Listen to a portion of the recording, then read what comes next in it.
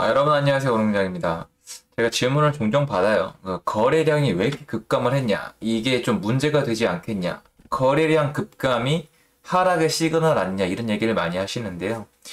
전 굉장히 답답함을 느낍니다. 이 부분에 대해서 혹시 궁금증을 가지고 계시다면 좀 해소를 해드리고 싶어서 영상을 준비했습니다. 시청하시기 전에 구독하기, 좋아요, 멤버십까지 부탁드리겠습니다. 보시다시피 이제 경기 공동주택 거래량 작년보다 24.4% 집값 하락 신호 이렇게 나왔습니다. 그러니까 주택 거래량이 정말 많이 줄었어요. 20%, 30%가 줄었고 지금 거의 기록 세울 거예요. 서울은 제가 봤을 때 이대로 가면 기록을 세울 겁니다. 예전에도 이렇게 거래가 없던 적은 있습니다. 과거에 안 좋았던 시절에 그랬는데 여러분 생각하시는 것처럼 원래 이렇게 거래가 없으면은 주택 가격은 하락하는 게 맞겠죠. 거래가 왜 없겠어요? 오늘은 편하게 저랑 그냥 논리적인 논리 게임을 한다고 생각을 해보세요. 물론 제 논리에 넘어간다고 믿는 분도 계시겠지만 그러지 말고 한번 들어보신 다음에 여러분이 스스로 다시 점검해 보면은 뻔히 드러날 것이잖아요. 일단 첫 번째, 일단 이거는 짚고 넘어가죠. 첫 번째, 거래량이 지금 없지만 한동안 거래량이 계속 줄어왔지만 지금도 없지만 주택 가격은 하락하지 않고 굉장히 빠르게 올라가고 있어요. 일단 이거를 알아두셔야 됩니다. 자, 거래가 없다. 여러분 갑자기 부동산 시장에 거래가 없다고 합니다. 왜 없을까요? 케이스가 크게 나누면 두 가지가 있겠죠. 첫 번째, 난 집을 팔고 싶어. 근데 안 팔려. 그건 거래가 없죠. 어떻게 될까요? 하락합니다. 무섭게 하락합니다. 주식하시는 분들 생각을 해보세요. 우리가 주식을 하면 코스피 코스닥에 들어가면 어지간하면 주식을 올려놓으면 팔립니다. 거래소가 있기 때문인데요. 주식은 그만큼 수요가 많고 빨라요. 엄청난 장점이에요. 유동성화, 현금화가 굉장히 빨라요. 이틀이면 됩니다. 부동산은 그렇지 않죠. 자, 제가 집을 팔고 싶은데 안 팔려요. 그러면 가격은 내려갈 건데 또 어떤 징조를 보일까요? 아주 쉽죠. 자, 저 같은 애들이 집을 팔고 싶은데 안 팔려서 계속 제가 가격을 내려서 사달라고 빕니다. 그러면 제3자가 봤을 때 어떤 현상이 일어나야 됩니까? 그렇습니다. 매물 적체. 저 같은 애들의 매물이 쌓여야 돼요. 그리고 서로 경쟁을 하기 시작합니다. 내가 빨리 털고 나가야겠는데 나 다주택자라서 지금 이대로 있으면 망하게 생겼는데 빨리 털어야 돼. 좀 사주세요. 깎아드릴게요. 1억 깎아드릴게요. 2억 깎아드릴게요. 3억 깎아드릴게요. 이렇게 되면 상식적으로 생각을 해보세요. 당연히 매물이 쌓여야 되겠죠. 맞지요? 하지만 그 어떠한 기사에도 거래량이 폭감하고 있다. 그런 다음에 의아하고 애매하게 집값 하락의 신호, 집값 하락하나, 부동산 시장 위험하나, 요딴 식으로 적어놨지 물건이 적체되고 있다는 얘기는 단 한 군데도 없습니다. 찾아보십시오. 있나 없나? 없습니다. 즉 지금은 내가 팔고 싶은데 이게 안 팔려서 안 팔릴 수는 있어요, 여러분.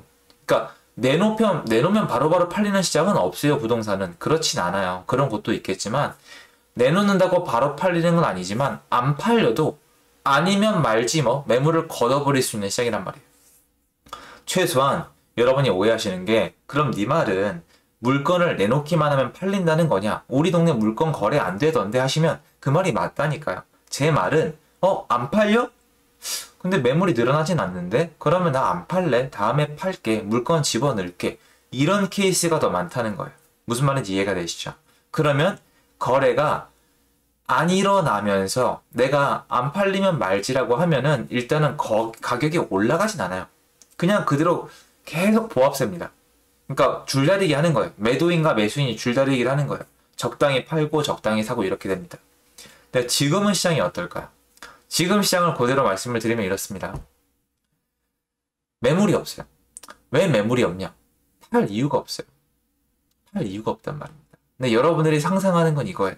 너네 그대로 계속 가지고 있으면은 세금 폭탄으로 망할 거야. 종부세로 망할 거야. 보유세로 망할 거야. 그리고 나중에 팔아봤자 양도세로 다 날아갈 거야. 그러면 너네 가지고 있을 이유가 없잖아. 그러니까 팔아. 맞는 논리예요. 맞는 논리예요, 여러분.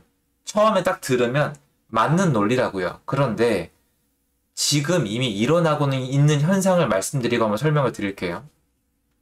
자, 집을 가지고 있으면 세금이 나가요. 맞습니다. 집을 가지고 있으면 계속 마이너스예요.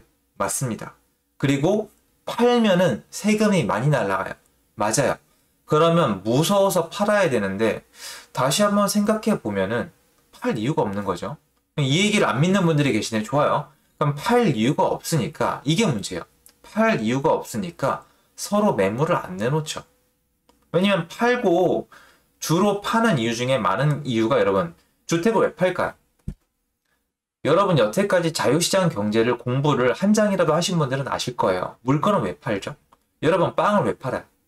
이거 편하게 얘기합시다. 빵이라고 얘기해도 되겠네요. 그죠? 빵이라고 얘기해도 되죠. 죄송한데 빵이라고 얘기할게요. 그렇게 얘기해도 되는 거잖아요. 빵이라고 얘기하면 빵을 왜 팔아요? 빵을 왜 만들어요? 빵을 왜 팔아요? 건설사가 왜 집을 짓고 사람들이 집을 왜 팔아요? 돈 벌라고. 아니면 딴 데로 옮겨가려고. 맞잖아요. 두 가지가 제일 커요, 여러분. 차익으로 돈 벌라고. 차익으로 돈 벌라고. 그리고 또 뭐예요? 요거 팔고 나 더 좋은 집으로 옮겨가려고. 이 두 가지 이유가 제일 크단 말이에요. 아주 쉬운 얘기잖아요, 여러분. 그게 어려운 얘기가 아니란 말이에요. 근데 여러분, 세금 무서워서 판다. 이거 있어요, 책에? 세금의 공포에 못 이겨서 물건을 내놓는다 있어요? 강제로 뺏겼다, 징수당했다, 수용당했다는 있겠죠. 하지만 세금이 무서워서 물건을 팔았다. 이런 사람이 꽤 있겠지만 그게 파는 이유에 들어가 있진 않아요. 자유시장 경제. 근데 문제는 대한민국은 아직 자유시장 경쟁이라는 거죠. 자유시장 체제를 가지고 있어요. 그러면 그렇게 안 팔죠. 근데 얘네가 안 팔다 보니까 매물이 줄어드는데 문제는 주택은 필수제니까 고정 수요가 계속 들어옵니다. 자녀들이 결혼하고 분가하고 해외에서 들어오고 지방에서 올라오고 또 집을 옮겨 타고 이혼도 하고 이러다 보니까 그러니까 어느 순간부터 물건을 내놓는 개수보다 기본 수요가 더 많아진 거예요. 물론 이 기본 수요 분들도 지금 집 사기 싫어요. 미친 가격이니까. 이해합니다. 저 같아도 사기 싫어요. 그럼 이걸 어떻게 하면 되느냐? 집 안 사고 전세로 살면 됩니다. 근데 전세도 안 나와요. 전세는 왜 안 나오느냐? 자, 자유시장 경제에서 전세는 왜 넣습니까? 맞습니다. 레버리지로 집을 사놓으려고. 월세는 왜 받습니까? 월세 받아서 돈 벌라고. 세금으로 전세도 못 놓고 월세도 못 놓고 집을 사지도 팔지도 가지고 있지도 못하게 해놨잖아요. 그럼 전세를 놓을 사람이 줄어들죠. 그러니까 전세도 없어요.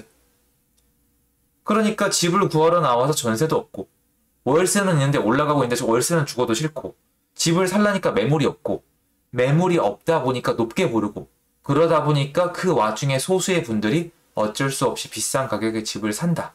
이게 지금 이 현장이에요. 전혀 좋지 않아요. 팔아먹는 사람이나 사는 사람이나 기쁜 사람이 없습니다. 사는 사람은 비싸서 걱정이고 파는 사람은 세금 때문에 불만이고 서로 욕하고 이게 현상이에요. 그런데 여기 이런 기사들은 계속 나오고 있는데 완전 잘못됐어요.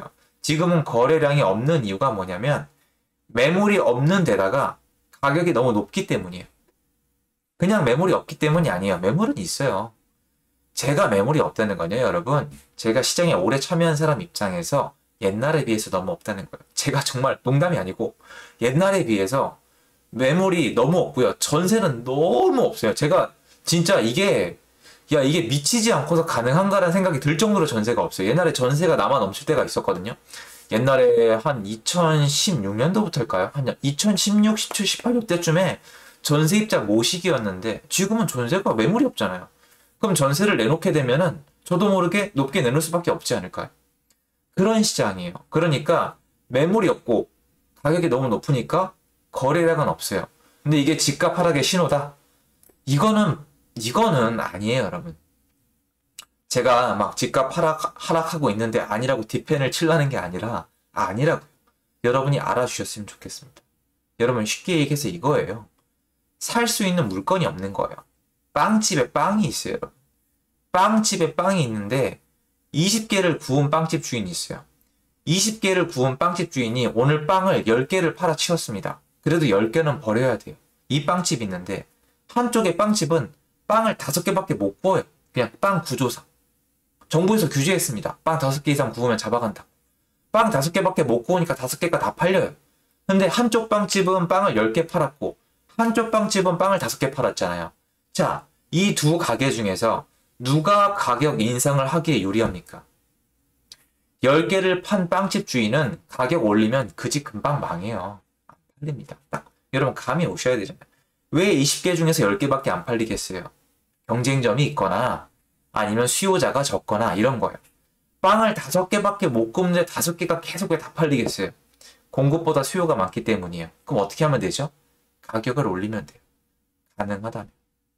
그러니까 지금 시장은 그렇게 돌아가기 때문에 여러분이 거래량이 줄어들고 있다는 개념을 똑똑히 잡으셔야 되고 이 현상 지속될 거예요. 거래량이 줄었다.